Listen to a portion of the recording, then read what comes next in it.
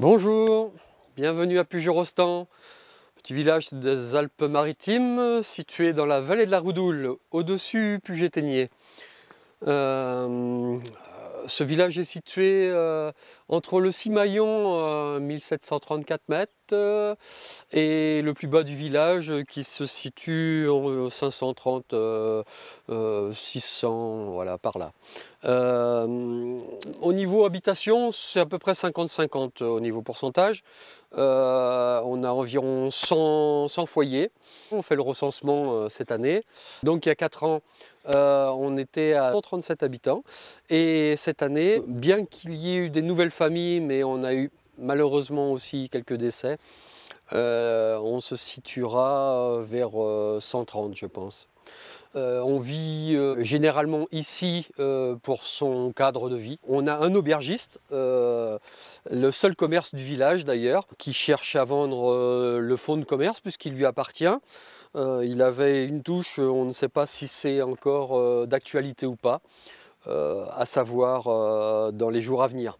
Bien qu'il reste sur le village, puisqu'il a acheté une maison au quartier Bertric, parce qu'il souhaite garder ce cadre de vie exceptionnel. Écoutez, ici on entend le silence.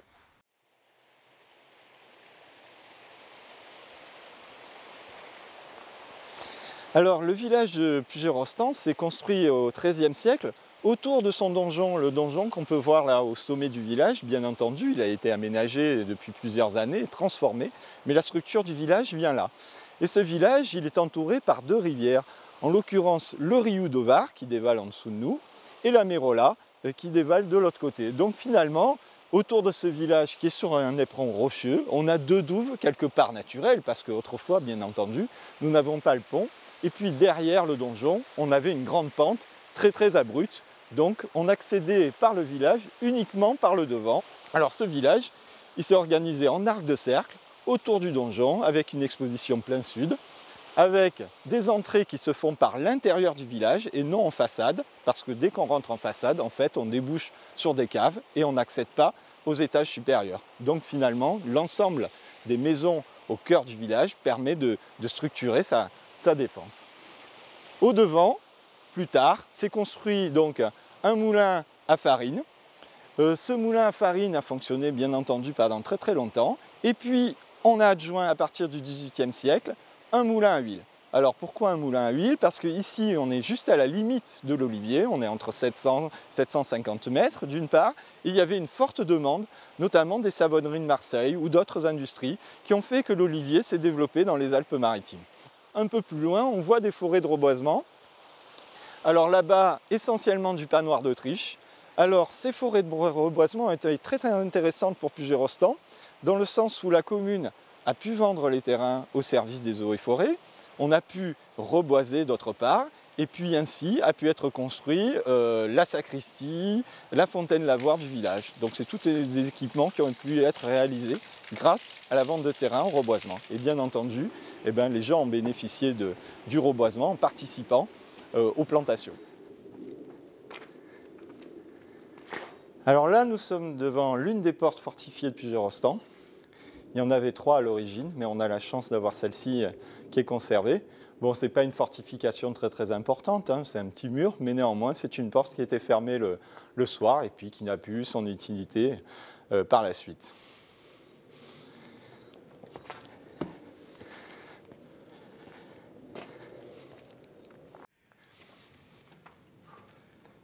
Alors là, nous avons ce qu'on appelle l'auge de la dîme. Donc la dîme, c'était le 10e des récoltes que l'on remettait au clergé. Mais il est fort probable que cette auge ait servi à marquer une imposition quelconque. Le dispositif est très simple. En fait, on a une cuve qui est percée. Cette cuve sert d'unité de mesure pour l'imposition. Une fois qu'on a rempli de grains ou à certaines périodes d'autres types de récoltes, hein, ça pourrait être des prunes. Hein.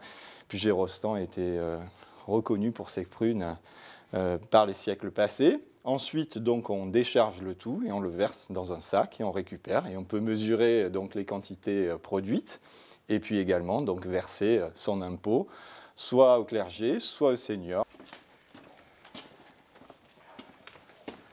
Alors, particularité du village de Puget-Rostan, ici on trouve des pierres à cade. Alors, les pierres à cade, c'était pour fabriquer de l'huile de cade. Tout le monde connaît le genévrier, hein, c'est les petites boules noires. Et bien là, c'est le genévrier cade, c'est des boules un peu plus importantes. Et donc, le dispositif pour utiliser ces pierres à cade, c'est très simple, c'est qu'on va imaginer une marmite qui va être retournée et qui va faire comme un four. À l'intérieur de cette marmite retournée, on va mettre des branches de cade. Et puis on va faire un grand feu par-dessus. Et donc le bois de cade va sointer. Et en sointant, on va récupérer ici dans la mée l'huile de cade. Et cette huile de cade était utilisée notamment pour soigner la gale des troupeaux. Alors là, l'intérêt de cette maison, là, on est sur une maison du XVIe siècle, donc on voit son escalier. Il y a deux magnifiques cordons de pierre en tuf. Hein. Le tuf, on ne le trouvait pas très loin d'ici, un peu au-dessus de la Croix-sur-Odoul, donc à 5-6 km d'ici. Et sur le deuxième cordon, on remarque une petite tête magnifique. Et donc, c'est l'occasion de se découvrir cet élément de décoration sur cette maison.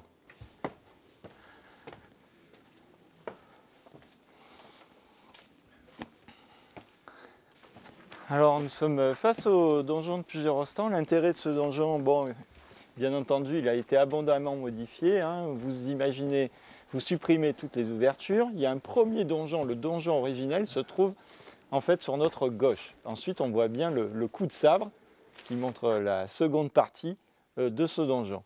Les traces d'ouverture très très étroites, on peut les voir donc au niveau du second étage avec une ouverture fermée à l'extrême gauche et une autre où on voit encore des carreaux de verre.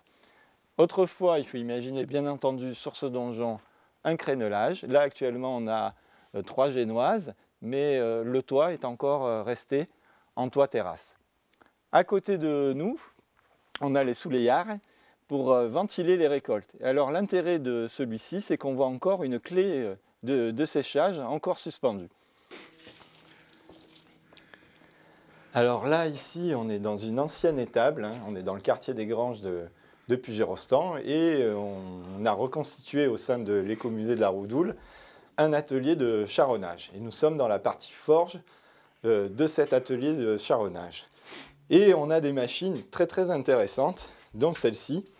C'est une machine qui sert à cintrer, c'est-à-dire à courber le bandage de métal que l'on va mettre ici sur la roue de charrette. Vous le voyez très bien ici. Le principe, c'est de chauffer légèrement, pas énormément, le fer et de jouer sur la vis centrale pour donner donc la courbe. Et là, ici, sur les engrenages, on va faire progresser donc le fer et on va lui donner sa forme.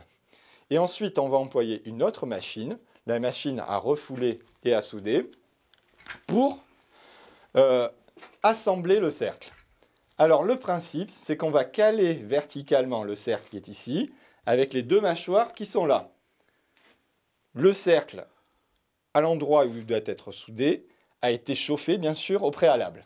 Là, on va tourner la roue, engrenage, ce bloc-ci se rapproche de l'autre, les deux éléments du cercle viennent donc en butée, ils sont chauds, on va les marteler ici avec la masse, et donc on a réalisé le cercle de la roue de charrette. Alors là, bon, on a un enclume très très classique, mais néanmoins avec des étampes. Donc étampe de dessous qui s'insère dans l'enclume, et étampe de dessus qui vient par-dessus. Ça permet en fait de mouler des pièces en fonction des besoins à chaud. Vous voyez? Et derrière nous, on a une collection de pièces, de moules d'étampes de dessous et de dessus, avec des tranches, avec des poinçons. Donc on a différentes solutions. Dans le prolongement de l'enclume, on a une servante. Ici, c'est un magnifique petit diablotin. C'est réglable. Alors ça sert à quoi? Soutenir les grosses pièces de métal qu'on a à marteler et à façonner à la forge. Alors ici, on a une superbe perceuse à manivelle. Bon, on a inversé la manivelle pour éviter qu'on se fasse mal. Le principe, c'est très simple, c'est que de l'huile de coude. Donc, on commence ici avec la manivelle. Ici, en même temps, on a le rocher qui permet d'abaisser la mèche. Et une fois qu'on a amorcé le tout, on tourne un gros volant, le volant qui a une grosse inertie et donc qui permet de continuer le perçage des pièces.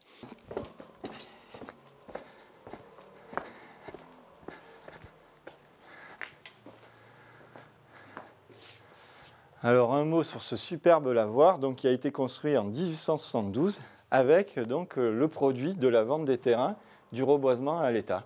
Et ça a permis donc, en partie haute de construire la sacristie de Pugerostan. Auparavant, pas d'équipement au sein du village, donc on devait aller laver son linge dans la Mérola.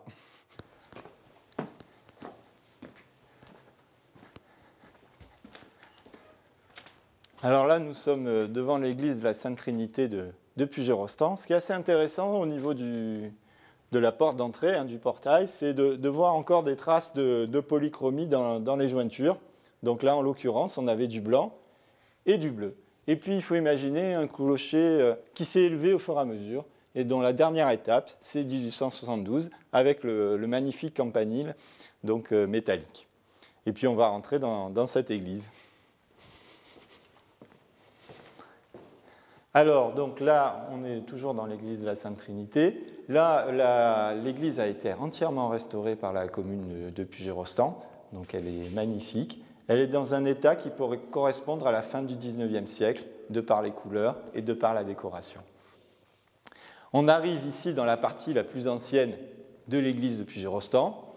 On peut supposer qu'elle a été construite en même temps que le village, XIIIe, XIVe siècle. Alors là, on a Saint Julien. Saint Julien, c'était un soldat romain et qui a toujours voulu conserver sa foi, et c'est pour ça qu'il a été martyrisé. Donc à l'origine, il portait dans sa main tout à la fois une épée, en rappel de sa fonction, et la palme du martyr qu'on a coutume de voir de manière courante. Et là, l'originalité de Pugerostan, c'est qu'on a décidé en fait, de lui mettre un drapeau français. On ne sait pas quelle date exactement, mais bon, à posteriori la Révolution, donc après la Révolution.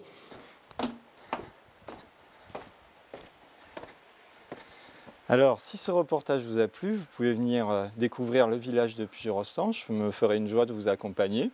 Et puis, vous pouvez toujours visiter l'écomusée du Pays de la Redoule sur rendez-vous, ou alors en haute saison, de mai à septembre, tous les jours, sauf le lundi et mardi. À bientôt!